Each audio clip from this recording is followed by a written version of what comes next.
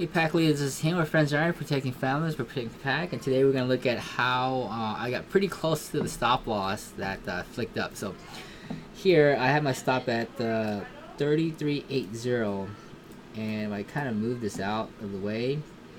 It got pretty close, so luckily that wall helped me from getting stopped out. I didn't expect this to, well, I guess, but I waited to kind of watch the pattern as it goes up, down, and maybe the second one on its way down. That's when I placed the stop. I did move it down a little bit from 33.83 to 33.80, and I got pretty close to getting stopped out. I didn't take this here because I was busy with my kid and everything else, and we're just vacuuming the house. So I think it's gonna go further down still. Let me kind of take a quick look at the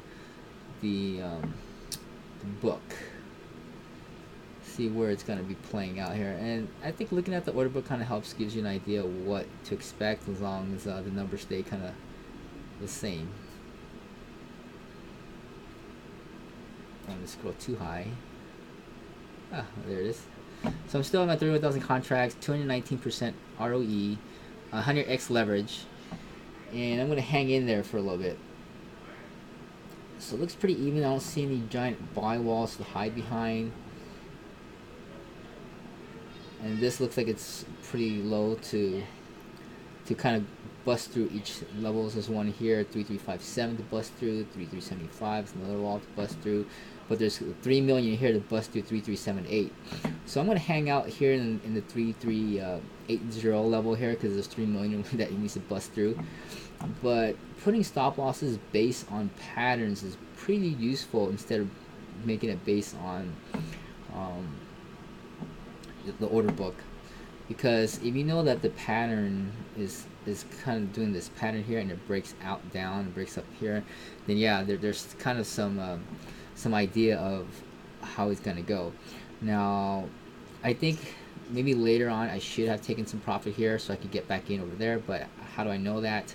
I don't know. I think there's something that I need to document and screenshot for next time after a nice little dump, that if I expect a descending wedge coming down and some wicks and forming to a nice little triangle now. So I started from descending wedge, and then now became a wedge here, right? That I should expect some flicks out, in and out. Now there's a doji here. Usually with a doji here of this high of magnitude, I expect more to continue and then dump down more. Okay.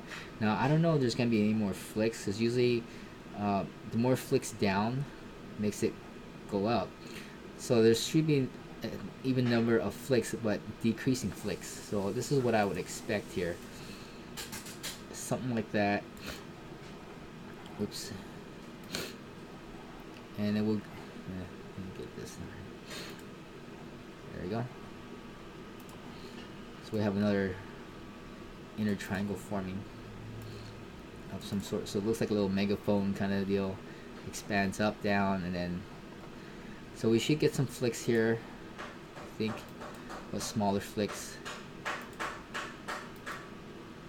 And maybe one more hoorah flick here, and then it'll kind of go down. But I don't know, but I'm gonna leave that where that is now. I don't think it's gonna exceed that, and if it does, I should probably get out anyway, go from there.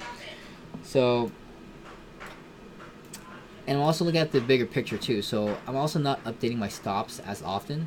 I think that's how I get stopped out early. This every hour I check and I keep updating my stops until I get out. Then I'm like done. And I have to go back and get back in position. So this kind of gives me a better mindset of staying in the game. If it goes up and down, whatever, I know I'm still in the green, and I don't have to constantly be all stressed out and losing and this and that. But I'm definitely gonna be able to pick out my positions better and getting in and playing on these wicks. These wicks will then kind of let me know how far it's going to wick based on position. So if I were to get back in randomly out of some other position, I might put my buy order at 336. I mean my short order at 33685, and then I'll probably 100x leverage that, and then put my stop at 3375 to if it exceeds that, then to get out. So it'll probably play through this, bust through that maybe a little bit, but then 3368 is probably a nice place to get in. But it looks like it's gonna be dumping now. Continue what as I expect, and then once it breaks out of this triangle, I will probably move my stop. So 3362. So yeah, it looks like it's coming down. Let's see how far it's gonna go now. It's breaking downwards, I think. Yeah, we'll see. Still in the early stages. So there you guys go guys. If that fails, then it'll probably bump back up, and you might be able to get flicked in. Okay, and then it'll probably continue to go down. Alrighty, hope you guys enjoy that. So make sure you use your stops based on patterns, and then kind of put in certain support levels and walls so that you don't get stopped out. This was a pretty close one. I had 3383, but I moved it down. I was like, yeah, you know. So I think I would probably wait for this level to do something, and then once it goes into the next level, I'll probably move it below the 331 mark. I think it might end up. Let me see here. Oh, this might be a crazy one. I don't know. Let me see. Wow. So if it goes all the way to the 4 level and it's strong enough, either 30, yeah, below 3200, and not that strong, maybe the 3309, and then take some more time to go up and down and whatever. So there's some targets here. I think I might set a target then at 31825. If it hits it, I'll go ahead and take it. So 3181, I'll take profit there. So I'll set that and let it fly. Alright, thanks. Talk to you later.